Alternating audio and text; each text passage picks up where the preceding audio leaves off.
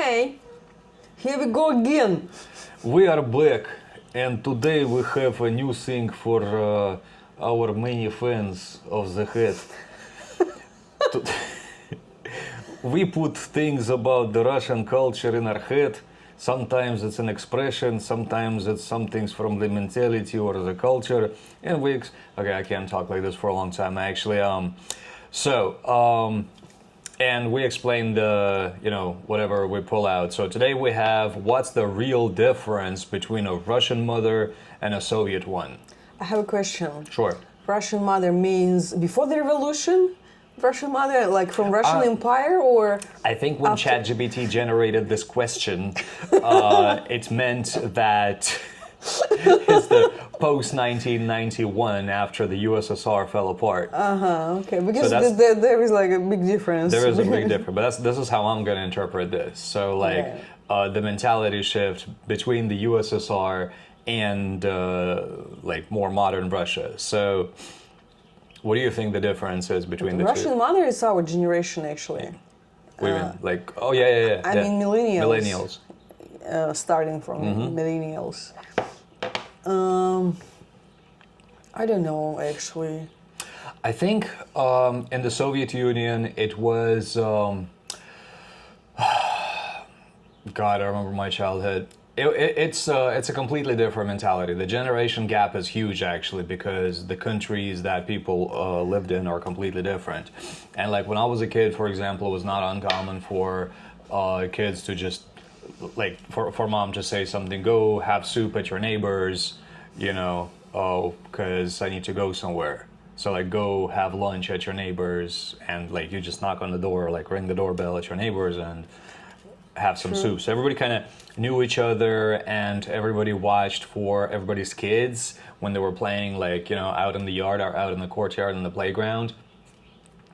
So there was this kind of camaraderie that I still remember from my childhood. This does not happen anymore at all. Because before, usually like the government gave you your apartment, but now it's more like commercialized. A lot of people rent places, and as with any rented places, the renters will often change fairly fast, so nobody knows each other anymore. So mentality is different.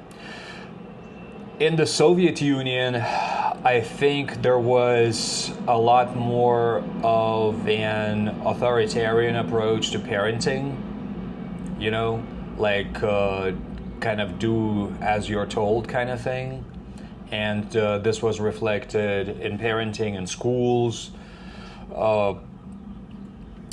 And nobody really, like, you didn't always have your preferences listened to, which is not to say like it was all authoritarian and stuff like this. Like obviously, like any kid, I could just cry and maybe get what I want by crying, like a new toy or something like that. And I actually had a really good childhood. I had a pretty good childhood. Actually, right now, like nobody knew about like childhood trauma.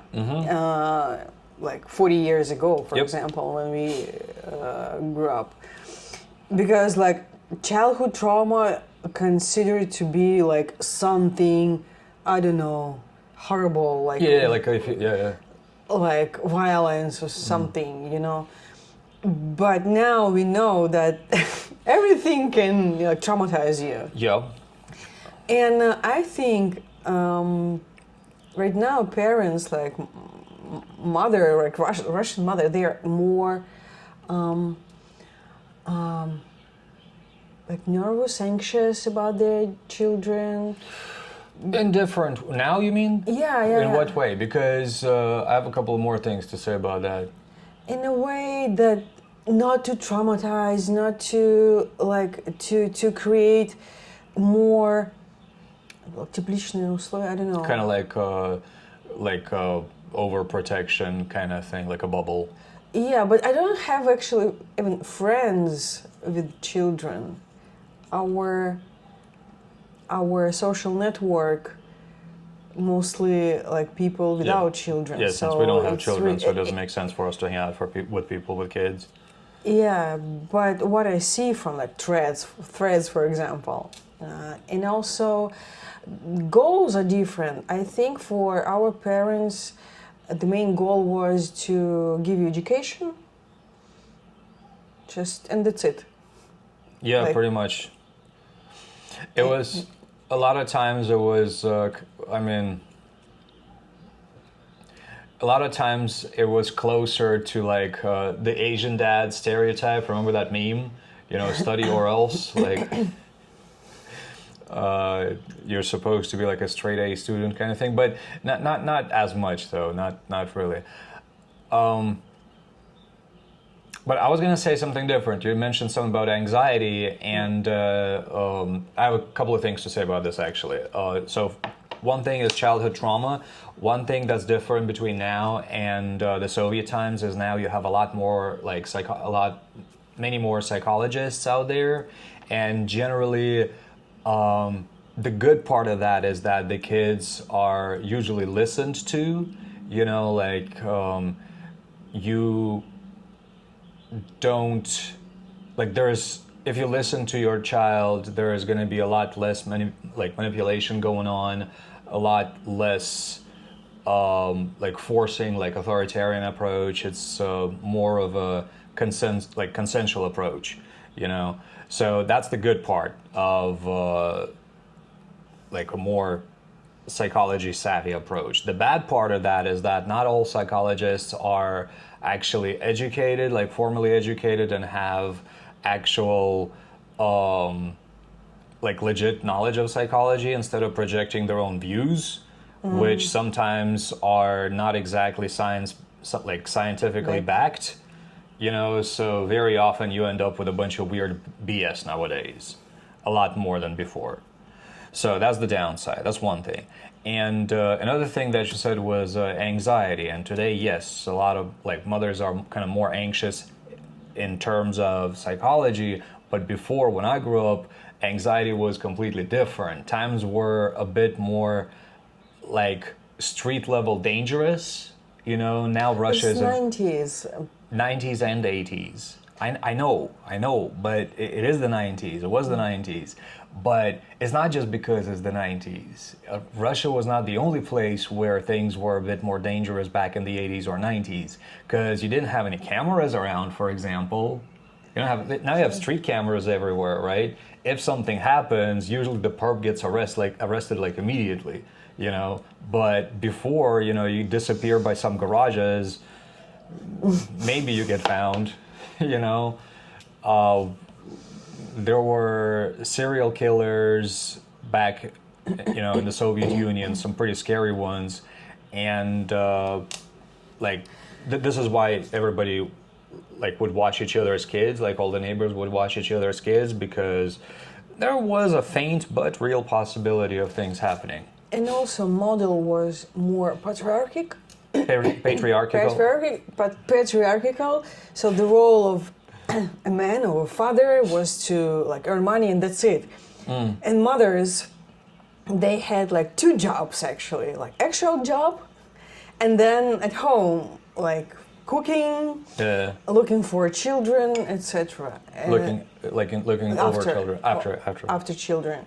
Now, like Russian mother, I think, just split and share responsibilities. Father is more involved right now. You would hope so, honestly. I don't know. I don't have information on that, partially because, like I said, we don't have any friends with actual kids. But what I see is that, like, fathers, they're more involved. More involved? Yeah. Well, that's good.